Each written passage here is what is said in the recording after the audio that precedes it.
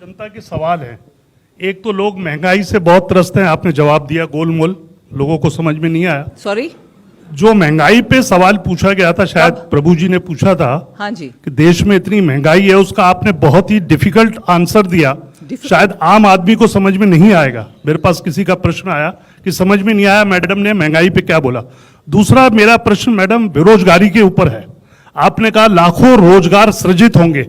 सरकार का वादा था 2 करोड़ रोजगार देंगे, 2 करोड़ और घट गए बजाय रोजगार देने के, और बेरोजगारी ज्यादा हो गई। और जो एक छोटा सा मैडम आपका एक इशू था, शुरू से चला आ रहा है पार्टी का, कि ब्लैक मनी वापस लाएंगे। कोई ऐसा डेटा है कितना ब्लैक मनी वापस आया आज तक? इन्फ्लेशन के बारे में जो मैंने जवाब दिया वो जवाब मैं दोहराऊंगी, मगर वो अगर आपको गोलमोल लग रही है, मैं किसी और से जवाब दूंगी, क्योंकि मेरा बोलने का तरीका शायद आपको हिंदी में और इंग्लिश में दिक्कत है। I'll ask somebody else to answer it. There is no गोलमोल सर। बजट जब प्लान करते हैं और एसेंशियल सर्विसेज का एक कमिटी जो है मंत्रीगण का, ये बार बार हम बैठते हैं, बात करते हैं। हाँ, जब इंक्रीज होता है प्राइस एसेंशियल कमोडिटीज का, मैं मानती हूं आम आदमी के ऊपर उसका दिक्कत जरूर पड़ेगा, उसको मैं नकार नहीं रही हूं। मगर oil seeds, oil, edible oil का प्रॉब्लम जब हुआ, तुरंत हमने ड्यूटी कम करते हुए पाम ऑयल का इंपोर्ट बढ़ाने के लिए एक बार नहीं 2 बार कोशिश की, और पाम ऑयल का इंपोर्ट, क्रूड पाम ऑयल का इंपोर्ट और रिफाइंड भी ज्यादा आ रही है, जिसका असर आजकल एडिबल ऑयल में जरूर पड़ रही है और मार्केट में खबर भी है। इन्फ्लेशन दूसरा एक और विषय, एडिबल पेरिशेबल कमोडिटीज के ऊपर जब होता है, उसको भी इंपोर्ट के द्वारा तुरंत हेल्प करने के लिए हम स्टेप्स उठाते हैं।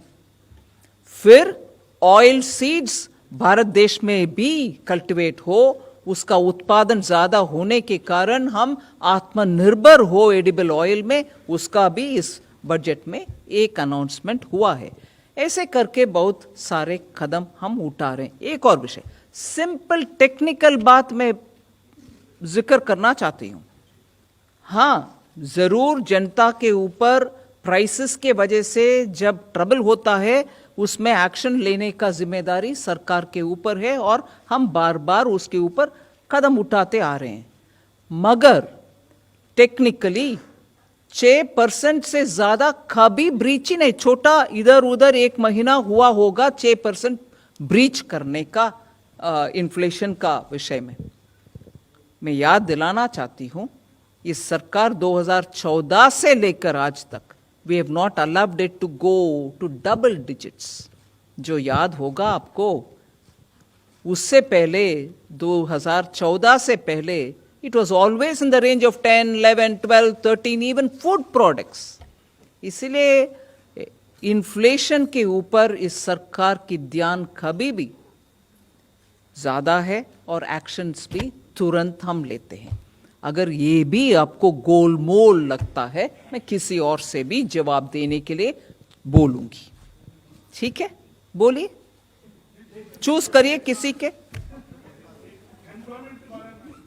एम्प्लॉयमेंट के बारे में मैं जरूर बोलूंगी। बहुत सारे, मैं भाई साहब, पैंडेमिक के वजह से पूरे दुनिया में बहुत उथल पुथल हुआ, जॉब्स में नुकसान हुआ बहुत देशों में, हमारे यहां भी। मगर हमने आत्मनिर्भर भारत के दौरान बहुत सारे ऐसे अनाउंसमेंट किया जिसमें बहुत लोगों के जॉब्स इंटैक्ट रही। हाँ, जिनको नुकसान हुआ उनको अभी हम धीरे धीरे बहुत स्कीम्स के द्वारा हेल्प करके आ रहे हैं।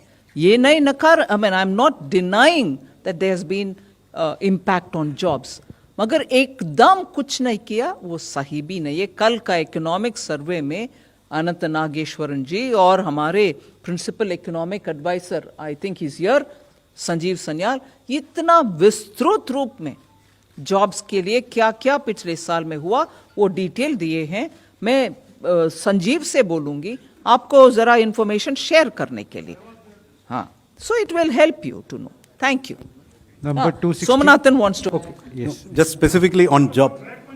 He's telling, oh yeah, I'll answer that also. Yeah, but specifically on jobs and specifically what is in the budget. So one is there is an additional 2 lakh crores of lending to MSMEs which is outside the ECLGS. So ECLGS is for those affected. It's an automatic program for existing borrowers. This is for new lending to MSMEs unconnected with ECLGS. 2 lakh crore of additional provision has been made in this budget. ECLGS has, as already mentioned, been expanded for the hospitality and related sectors. The outlay on Pradhan Mantri Gram Sadak Yojana is up by 27%.